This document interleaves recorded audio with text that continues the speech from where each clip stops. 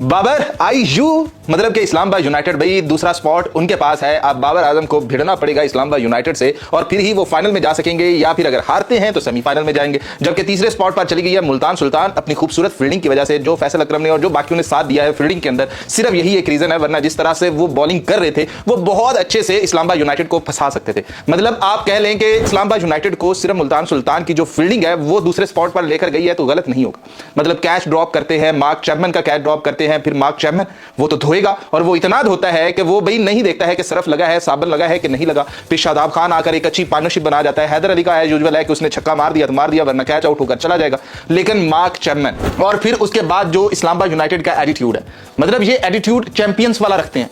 और दूसरी तरफ मुल्तान सुल्तान वाले, भाई आगे आपने जाना है ना, अगर सेमीफाइनल तक जाना है, अभी तो आप तीसरे स्पॉट पर चले गए हो, आपके पास चांस है कि यहां से विन करके आप सेमीफाइनल में जाओगे, फिर आप फाइनल में जाओगे। अगर ये करना है ना तो सबसे पहले अपनी फील्डिंग सही कर लो, क्योंकि अगर ये फील्डिंग सही कर लेंगे ना, अगर ये कैच ड्रॉप नहीं करेंगे तो ये किसी भी टीम को फंसा सकते हैं। तो अब बात कर लेते हैं कि क्वालिफायर 1 और 2 किस किस तारीख को होने जा रहा है, कौन कौन आने जा रहा है, क्या सीन है। तो भाई आप सबसे पहला क्वालिफायर पेशावर ज़ल्मी और इस्लामाबाद यूनाइटेड के माबैन होगा। तारीख होगी 28, मतलब कल का दिन निकलेगा, परसों ये बड़ा मुकाबला होगा और जो यहां से विन करेगा वो सीधा फाइनल में चला जाएगा। और फाइनल आपको पता है 3 तारीख को है, जबकि जो यहां से हारेगा वो एलिमिनेटर 2 के अंदर आ जाएगा और वो वेट करेगा कि दूसरी तरफ से टीम कौन सी आती है। जबकि 29 अप्रैल को इस्लामाबाद यूनाइटेड का और हैदराबाद किंग्समैन का मैच होना।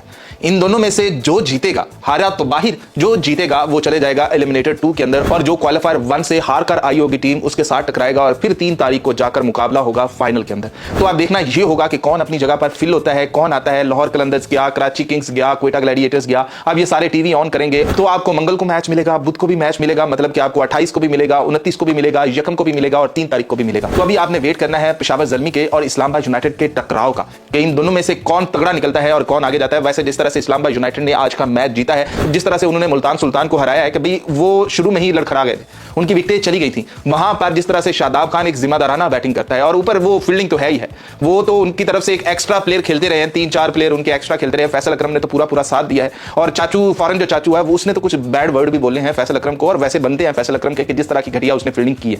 वैसे जितना मर्जी आप अच्छे बॉलर हो जाओ, जितने मर्जी अच्छे बैटर हो जाओ, लेकिन अगर आप फील्डिंग मिस करोगे तो भैया आपका यही हाल होने वाला है, आपको कोई रिस्पेक्ट नहीं मिलने वाली है।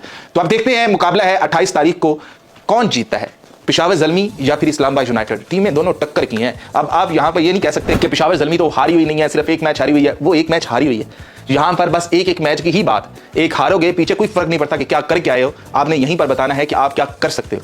तो क्या लगता है कि बाबर यहां से फाइनल में जा रहा है, पेशावर ज़ल्मी जा रही है और पहली दफा बाबर जो है पेशावर ज़ल्मी को, यानी कि बाबर चैंपियन बना रहा है पेशावर ज़ल्मी को, क्या कहते हैं?